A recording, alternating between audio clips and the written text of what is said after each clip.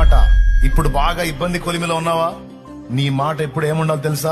నా స్థితి అట్టే కాలం ఇలా ఉండదు, ఇది మారిద్ది, ఇది మారిద్ది, ఈ పరిస్థితి మారిద్ది. నేను కూడా ఆశీర్వదించబడేటువంటి శుభ గడియలు వస్తాయి, నేను కూడా దీవించబడే రోజులు వస్తాయి.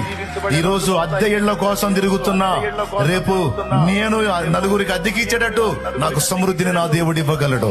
ఈ రోజు చిన్న ఉద్యోగం కోసం నేను తిరుగుతున్నా, రేపు 10 మందికి ఉద్యోగం ఇచ్చేటట్టు నా తండ్రి నన్ను నిలబెట్టగలడు. ఈ రోజు నా చిన్న పొట్ట కోసం నేను తిప్పలు పడుతున్నా, రేపు 10 మంది కడుపులు నింపేటట్టు నా తండ్రి నన్ను ఆశీర్వదించగలడు. ఈ రోజు అందరూ అవమానాలు చేస్తుంటే అవమానాల్లో బతుకుతున్నా, రేపటి రోజున నా తండ్రి నా తలనెత్తేటువంటి రోజు ఒక రోజు ఉంటది. ఇది నేను సందేహించను, నేను నమ్ముతాను అని విశ్వసించాలి.